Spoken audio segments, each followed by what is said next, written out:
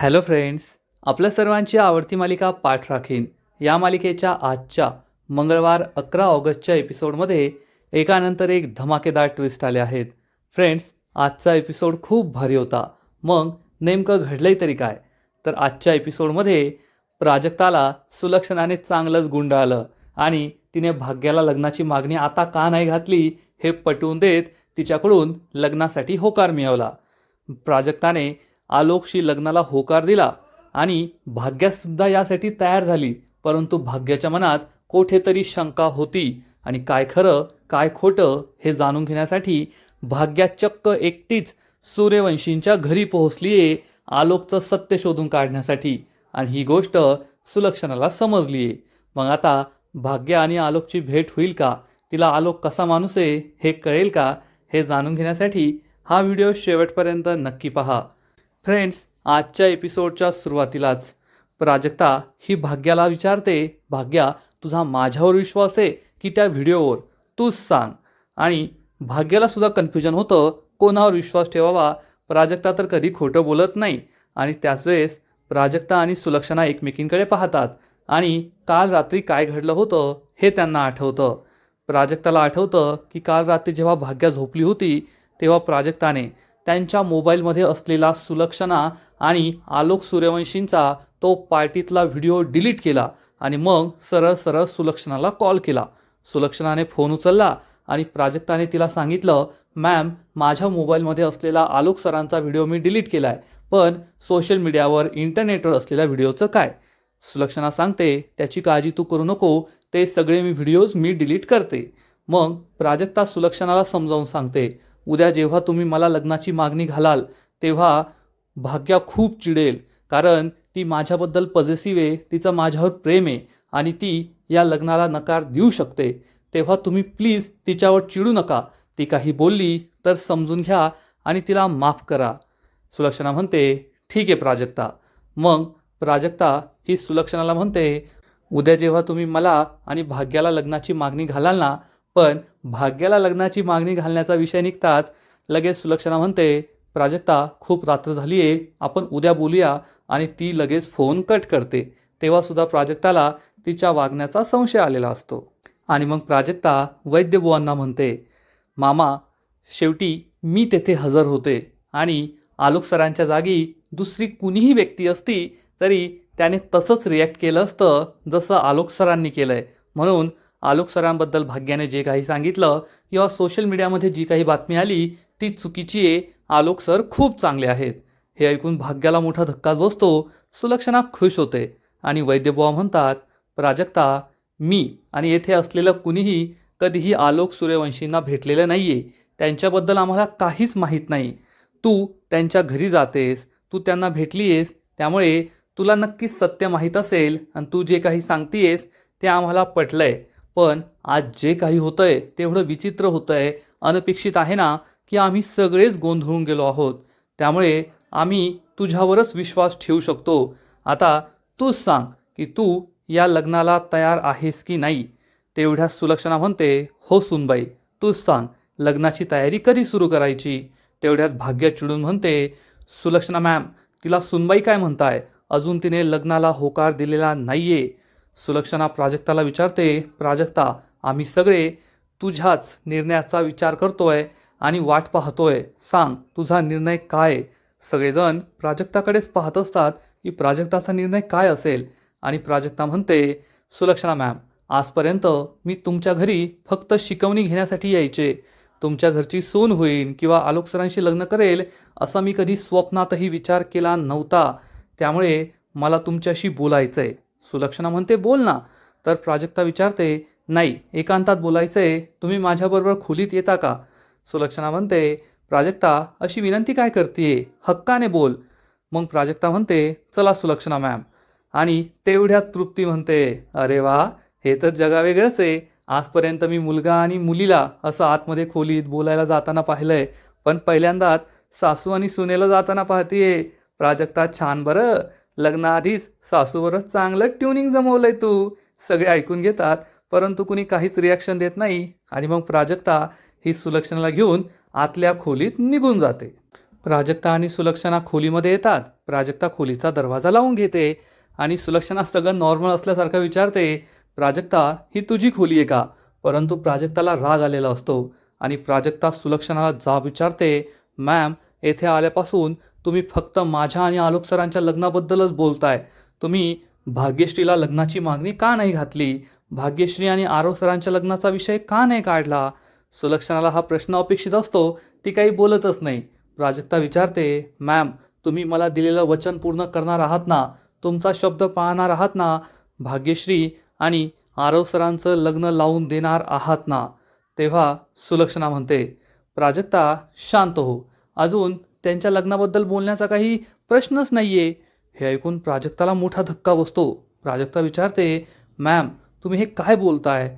आणि तेव्हा सुलक्षणा ही प्राजक्ताला समजावून सांगते, प्राजक्ता जर मी आता भाग्यश्री आणि आरवच्या लग्नाचा विषय काढला असता, भाग्याला लग्नाची मागणी घातली असती, तर घरात खूप गोंधळ झाला असता.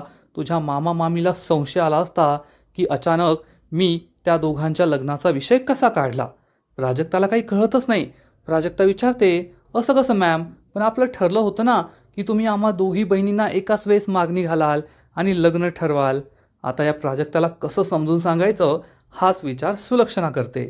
आणि इकडे बाहेर चारू आपले खरे रंग दाखवते आणि वैद्यबुवांना जा विचारते, तुम्ही प्राजक्ताच्या लग्नाला होकार कसा काय देऊ शकता? वैद्यबुवांना काही कळतच नाही. वैद्यबुवा विचारतात, म्हणजे? तर आजी म्हणते, जावई बापू हे काय तुमचा पेशंट नाही आहे की त्याला एखादे औषध देऊन टाकले आणि तो बरा होईल. लग्नाचा विषय आहे लग्नाचा. चारू म्हणते, आपलं ठरलं होतं ना की सगळ्यात आधी भाग्याचं लग्न करायचं आणि मग त्यानंतर प्राजक्ताचं. प्राजक्ता अजून लहान आहे, तिच्या लग्नाची एवढी घाई काय आहे? आणि भाग्या तिच्यापेक्षा मोठी आहे ना, आणि तुम्ही सगळा निर्णय प्राजक्तावर सोपवला. आता एवढ्या मोठ्या घरातून लग्नाचं स्थळ आलंय म्हणजे लग्नासाठी ती नकार नाही देऊ शकत, ती होकारच देणार. तेवढ्यात तृप्ती म्हणते, हो मग ती काय, मला लग्नाचं स्थळ आलं असतं तर मी पण होकार दिला असता. सगळेजण तृप्तीकडे आश्चर्याने पाहतात आणि मग वैद्यबुवा चारुलताला चांगलंच ठणकावून सांगतात, चारू तुझं वागणं तर कधी कधी मला कळतच नाही. आपलं ठरलंय ना की दोन्ही मुली आपल्या आहे, दोघींची लग्न आपल्याला करून द्यायची आहे आणि भाग्याच्या लग्नासाठी आपण प्रयत्न केले. आता जर समोरून प्राजक्ताला स्थळ आलंय तर तिचं लग्न लावून द्यायला काय हरकत आहे? आणि कधी कधी तर तू मला असं म्हणतेस की आपण प्राजक्ताला खूप सांभाळलं, आता बस झालं, आता ती इथून गेलेली बरी आणि आता ती इथून जातीये, चांगल्या घरात लग्न करून जातीये, तर तुला काय प्रॉब्लेम आहे, काय फरक पडतोय? तर चारू म्हणते, अहो पण आपली भाग्या ही तिच्यापेक्षा मोठी आहे ना, तिची आधीच 2 लग्न मोडली आहे. आधी आपण तिच्या लग्नाचा विचार करायला हवा आणि मग प्राजक्ताचा. मग वैद्यबुवा भाग्याला विचारतात, भाग्या तुझ्या आधी जर प्राजक्ताचं लग्न झालं तर तुला काही हरकत आहे का? तेवढ्यात भाग्या ठणकावून सांगते, नाही बाबा मला कसलीही हरकत नाही आहे. आणि तुम्ही दोघे असं काय करताय? मी तुम्हाला सांगितलंय ना मला आयुष्यात कधीच लग्न करायचं नाही आहे. हे ऐकून चारूला मोठा धक्काच बसतो. आई आजी म्हणते, अगं भाग्या तू हे काय खूळ डोक्यात ठेवलं आहे की कधीच लग्न करायचं नाही, लग्न करावंच लागतं. भाग्या म्हणते, नाही करायचं आहे मला लग्न, हा माझा निर्णय आहे. वैद्यबुवा म्हणतात, भाग्या तुझ्या निर्णयाचा आम्ही सगळे आदर करतो, पण सध्या तुझ्या लग्नाचा विषय नाही तर प्राजक्ताच्या लग्नाचा विषय आहे. आणि मला असं वाटतं की जर स्थळ चांगलं असेल आणि प्राजक्ता लग्नासाठी तयार असेल तर आपण या लग्नाला होकार द्यायला हवा. आणि भाग्या जो प्रश्न तुझा आहे की आपण आलोक सूर्यवंशीला ओळखत नाही, त्याच्याबद्दल ज्या शंका कुशंका मनात आहे, तर काळजी करू नको. आपण त्यांच्या लग्नाला होकार दिला म्हणजे त्यांचं लग्न झालं असं होत नाही. आपण आलोक रावांविषयी माहिती काढूया, 4 चौघांना विचारूया आणि सगळं काही आलबेल असेल, ठीक असेल तरच हे लग्न लावून देऊया. तू काळजी करू नको. आणि चारू आता प्रश्न प्राजक्ताच्या लग्नाचा आहे म्हणून निर्णयसुद्धा तीच घेणार. चारूची बोलतीच बंद होते की आता आपल्याकडे बोलण्यासारखं काहीच राहिलेलं नाही आहे. इकडे प्राजक्ता ही सुलक्षणाला ठणकावून सांगते, मॅम मी आलोक सरांशी लग्न करायचं ठरवलं आहे म्हणजे मी माझ्या आयुष्याचं वाटोळं करून घेते. जरी तुम्हाला तुमचा मुलगा कितीही चांगला वाटत असला तरी त्याला मी बिलकुल आवडत नाही. आलोक सरांचा स्वभाव, त्यांचं वागणं बोलणं हे सगळं मला माहिती आहे आणि मी या लग्नासाठी तयार झाली आहे. त्याचं एकच कारण ते म्हणजे माझ्या बहिणीचं सुख. माझ्या बहिणीच्या सुखासाठी मी या लग्नासाठी तयार झाली आहे. आणि जर तुम्हीच त्याला नजरेआड करत असाल तर ते मला बिलकुल आवडत नाही आहे.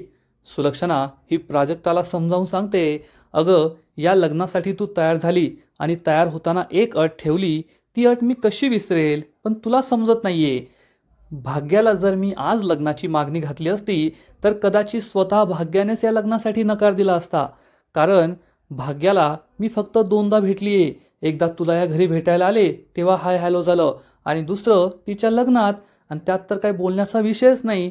आणि असं असताना जर मी त्या मुलीला माझ्या मुलासाठी लग्नाला होकार दिला किंवा तिला मागणी घातली तर सगळ्यांना संशय येईल ना, हे मी भाग्याला का लग्नाची मागणी घालतीये. पण त्याच वेळेस तुला मी लग्नाची मागणी घालतीये तर कोणाला संशय येणार नाही, कारण तू आमच्या घरी रोज येतेस. आपली आणि तुझी चांगली ओळख आहे, रोजचं उठणं बसणं आहे. त्यामुळे तू मला आवडणं, मी माझ्या मुलासाठी तुला मागणी घालणं हे नॉर्मल आहे. यावर तुझ्या मामा मामीला किंवा कोणाला संशय येण्याचं कारण नाही आहे. पण भाग्याच्या बाबतीत तसं नाही आहे. म्हणूनच मी असं ठरवलं आहे की आधी तुझं आणि आलोकचं लग्न, मग पुढचं पुढं पाहता येईल. हे ऐकून प्राजक्ताला मोठा धक्काच बसतो. प्राजक्ता विचारते, पुढचं पुढं पाहता येईल म्हणजे? मॅम, हे तुम्ही काय बोलताय? सुलक्षणा सांगते, प्राजक्ता, एकदा का तुझं आणि आलोकचं लग्न जमलं, आपल्या कुटुंबाच्या भेटीगाठी वाढतील, एकमेकांकडे येणं जाणं वाढेल आणि मग आपण आपला निर्णय घेऊ शकतो. मी भाग्यश्रीला मागणी घालेल, भाग्यश्रीच्या लग्नासाठी सगळे होकार देतील आणि मग भाग्यश्री आणि आरवचं सुद्धा लग्न होईल. तू काळजी करू नको, जसं आपलं ठरलंय अगदी तसंच होणार. मी माझा दिलेला शब्द नक्की पाळणार. आरव आणि भाग्यश्रीचं लग्नसुद्धा होईल. तू त्याबद्दल निश्चिंत राहा, काळजी करू नको. परंतु अजूनही प्राजक्ताच्या मनात शंकाच असते. सुलक्षणा आपल्याला फसवत तर नाही आहे, वेळेवर ती या लग्नासाठी नकार तर देणार नाही ना, अशी भीतीसुद्धा तिच्या मनात असते. आणि आता नेमकं काय होईल हाच प्रश्न तिला पडलेला असतो की भाग्या आणि आरव सरांचं लग्न होईल की नाही, या लग्नासाठी ती होकार देईल की नाही, हा सगळ्यात मोठा प्रश्न तिच्यासमोर असतो. आणि सुलक्षणा मात्र तिला समजवण्याचा पूर्ण प्रयत्न करत असते आणि म्हणते, चल प्राजक्ता, आता आपण बाहेर जाऊया आणि सगळ्यांना तुझा निर्णय सांग. प्राजक्ता आणि सुलक्षणा या दोघीही बाहेर येतात आणि मग प्राजक्ता ही सगळ्यांसमोर उभी राहते. सुलक्षणा म्हणते, प्राजक्ता, आम्ही सगळेच तुझा निर्णय ऐकण्यासाठी उत्सुक आहोत.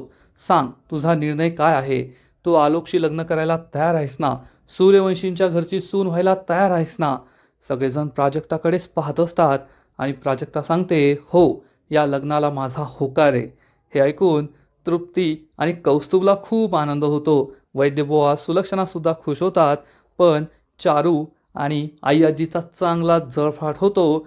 भाग्याला सुद्धा मनात अजून तरी शंका असते आणि वैद्यबुवा म्हणतात, सुलक्षणा मॅडम, आता तर आपण व्याही झालो. प्राजक्ता आणि सुलक्षणा एकमेकींना घट्ट मिठी मारतात. त्यामुळे भाग्याला काही कळतच नाही. प्राजक्ता ही भाग्याजवळ येते आणि भाग्याला समजावून सांगते, भाग्या, मला माहिती आहे तुझं माझ्यावर किती प्रेम आहे. त्यामुळे तुझ्या मनात शंका असणं, तुझ्या मनात भीती असणं हे सगळं साहजिक आहे. परंतु मी पूर्ण विचार करूनच या लग्नाला होकार देते आणि मी आलोक सरांशी लग्न करून खूप खुश राहील, हे मला माहिती आहे. त्यामुळे तू काळजी करू नकोस. भाग्याला सुद्धा विश्वास पटतो आणि भाग्या म्हणते, प्राजक्ता, तुला माहिती आहे ना माझं तुझ्यावर किती प्रेम आहे, आणि जर तू खुश असशील, तुला हे लग्न करायचं असेल तर मला काय हरकत आहे, आणि तू नक्कीच विचारपूर्वक हा निर्णय घेतला असशील हे सुद्धा मला माहिती आहे. आणि मग भाग्यासुद्धा आनंदाने प्राजक्ताला मिठी मारते. सगळ्यांनाच आनंद होतो आणि भाग्या म्हणते, प्राजक्ता, तुला आठवतं आहे ना, मीच सगळ्यात आधी म्हणाले होते की तुझं आणि आलोक सूर्यवंशींचं लग्न होईल, आणि शेवटी माझा शब्द खरा ठरला आणि माझ्या मोडलेल्या लग्नात आपल्याला एन्जॉय नाही करता आलं, पण तुझ्या या लग्नात आपण खूप एन्जॉय करूया, सगळे फंक्शन एन्जॉय करूया. कौस्तुभ म्हणतो, हो, एकदम धमाल उडून द्यायची. तृप्तीसुद्धा खुश होते. यांचं लग्नाचं प्लॅनिंग ठरलेलं असतं. आणि भाग्या प्राजक्ताला म्हणते, प्राजक्ता, सॉरी, तुला राग आला असेल तर. मी फक्त तुझ्या काळजीपोटी बोलत होते. मला तुझी काळजी वाटत होती म्हणून मी असं बोलले. तुला राग आला असेल तर मला माफ कर. पण तू खुश राहावीस, आनंदी राहावीस एवढीच माझी इच्छा आहे. आणि जर तुझ्या लग्नाला होकार असेल तर तू नक्कीच खुश राहशील असा मला पूर्ण विश्वास आहे. वैद्यबुवा सुलक्षणा खुश होतात, पण चारू आणि आई आजीचा चांगला जळफाट होतो. आणि मग वैद्यबुवा हे चारूला म्हणतात, चारू, आता एवढा शुभप्रसंग आहे, जा सगळ्यांचं तोंड गोड करण्यासाठी काहीतरी घेऊन ये. आणि चारू आतमध्ये जाते आणि थोड्याच वेळात सगळ्यांचं तोंड गोड करण्यासाठी चक्क बेसनाचे लाडू घेऊन येते. फ्रेंड्स, आपल्या सगळ्यांना माहिती आहे की प्राजक्ताला बेसनाच्या लाडवांची ॲलर्जी आहे. जाणून बुजून तिने असं केलेलं असतं आणि ती सुलक्षणा मॅमसमोर हे लाडू घेऊन उभी राहते. वैद्यबुवा म्हणतात, चारू, सुलक्षणा मॅमला सॉरी, आता तर तुम्ही विहिणी आहात ना, तुझ्या विहीनबाईंना हा लाडू भरव. हे ऐकून सुलक्षणा खुश होते, पण चारूला राग येतो आणि चारू ही एक बेसनाचा लाडू हातात घेते. तर सुलक्षणा म्हणते, चारुलता, आता मी हा लाडू प्राजक्ताला भरवणार, माझ्या लाडक्या सूनबाईला, माझ्या होणाऱ्या सूनबाईला. असं म्हणून प्राजक्ताला सुलक्षणा लाडू भरवणार इतक्यात चक्क भाग्यश्री सुलक्षणाचा हात पकडते आणि सुलक्षणाचा हात पकडण्याची हिंमत कुणीच नाही आहे. सुलक्षणाला खूप राग येतो. ती भाग्याकडे रागाने पाहते आणि भाग्या म्हणते, तुम्ही तिच्या होणाऱ्या सासू आहात ना, मग तुम्हाला एवढंसुद्धा माहीत नाही आहे का, तिला बेसनाची ॲलर्जी आहे, ती बेसनाचे कोणतेही पदार्थ खात नाही. आता होणारी सासू आहे, तिची आई नाही आहे की तिला माहीत असेल हिला बेसनाची ॲलर्जी आहे. आणि मग सुलक्षणासुद्धा तोडीस तोड उत्तर देते आणि म्हणते, ॲलर्जी तिला आहे ना, तुला तर नाही ना, मग तू खा. तिने खाल्लं तुला तू खाल्लं एकच आहे. असं म्हणून ती या भाग्याच्या तोंडात लाडू कोंबते.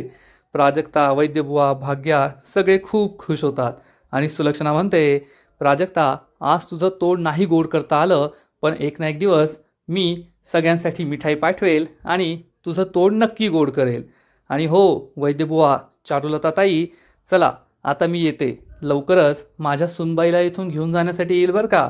आता आजचा दिवस आपल्या सगळ्यांच्या आयुष्यातला खूप आनंदाचा दिवस आहे. वैद्यबुवा म्हणतात, काही संशयच नाही आहे, आजचा दिवस खरंच खूप मोठं सरप्राईज घेऊन आला आहे. एवढ्या मोठ्या कुटुंबाबरोबर आमची सोयरीक जुळती आहे, याचा आम्हालासुद्धा खूप आनंद झाला आहे. मग सुलक्षणा ही सगळ्यांचा निरोप घेते आणि म्हणते, चला भेटूया लवकरच, लग्नाच्या पुढच्या बोलणीसाठी आपली भेट होईलच. आणि ती आपल्या ड्रायव्हरला हाक मारते. ड्रायव्हर येतो आणि काही भेटवस्तू असतात त्या तृप्तीच्या हातात देतो. सुलक्षणा म्हणते, आता मला घरी जाऊन सगळ्यांना ही आनंदाची बातमी द्यायची. तर वैद्यबुवा म्हणतात, हो ना, तसं तर मागणी घालण्यासाठी मुलगा, घरातील इतर लोकही येतात, पण तुम्ही एकट्याच आला आहात. आम्हालासुद्धा तुमच्या घरातील सगळ्यांना भेटायला नक्की आवडेल, आलोकरावांना भेटायला आवडेल. सुलक्षणा म्हणते, पुढच्या वेळी जेव्हा येईल तेव्हा मी सगळ्यांना घेऊन येईल, तेव्हा आपल्या सगळ्यांच्या भेटीगाठी होतीलच. आणि मग सुलक्षणा सगळ्यांना बाय बाय करून तेथून निघून जाते. सुलक्षणा गेल्यानंतर प्राजक्ता सुलक्षणाकडेच पाहत असते. प्राजक्ताच्या मनात अजूनही शंका असते आणि मग हे वैद्य कुटुंब आपल्या नेहमीच्या स्टाईलने एकमेकांना मिठी मारतात. प्राजक्ता मधोमध, मग भाग्या तिला मिठी मारते, मग भाग्याच्या खांद्यावर तृप्ती, इकडून प्राजक्ताजवळ वैद्यबुवा आणि वैद्यबुवांच्या खांद्यावर कौस्तुभ. आणि हे सगळे जसं काय समोर कोणी फोटोग्राफर आहे असं समोर पाहून स्माईल देत असतात. चारू ही नाईलाजाने कशी तरी मागे जाऊन उभी राहते आणि आजी तर खुर्चीवर बसलेली असते. तिथे जळण्याचा वास सुटलेला असतो, तिचा खूप जळफाट होत असतो. आणि आजचा एपिसोड येथेच संपतो. फ्रेंड्स, पाठ राखीन या मालिकेचा आजचा एपिसोड खरंच खूप भारी होता, इंटरेस्टिंग होता. सुलक्षणा एवढी मोठी बिझनेस वुमन आहे, ती प्राजक्ताला कधी गुंडाळून ठेवील ना, प्राजक्ताला कळणार नाही. पण प्राजक्ताच्या हातातसुद्धा एक ब्रह्मास्त्र आहे, जे ती कधीही वापरू शकते, लग्नाला नकार देण्याचं ब्रह्मास्त्र.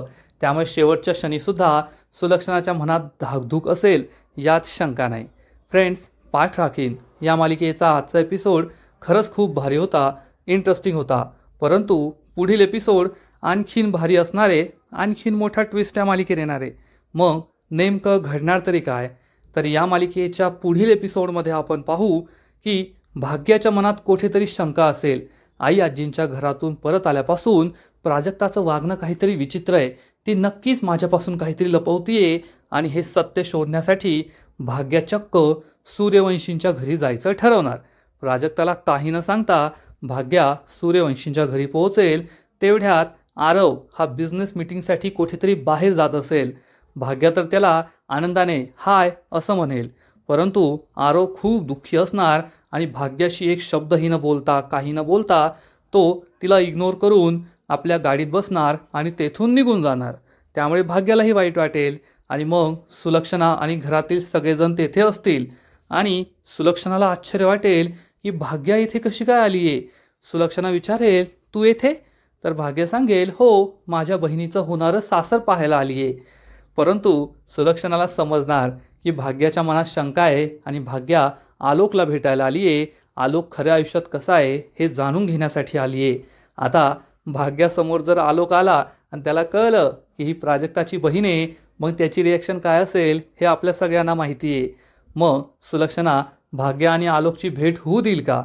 आलोक जर स्वतःहून आला तर सुलक्षणाही थांबू देणार नाही. मग काय होईल हे पाहायला मजा येणार आहे. पण भाग्याने नेहिले पे देहला मारलाय, सिक्स मारलाय यात शंका नाही. तर फ्रेंड्स, तुम्हाला सुद्धा आजचा एपिसोड आवडला का? नक्कीच कमेंट करून सांगा. आणि पाठ राखीन या मालिकेचे असेच नवीन नवीन एपिसोड, नवीन नवीन अपडेट सर्वात आधी पाहण्यासाठी व्हिडिओला लाईक करा, शेअर करा, चॅनलला सबस्क्राईब करून बेल आयकॉनवर क्लिक करा. म्हणजे या मालिकेचे नवीन नवीन एपिसोड तुम्हाला सर्वात आधी पाहायला मिळतील. खूप खूप खूप धन्यवाद.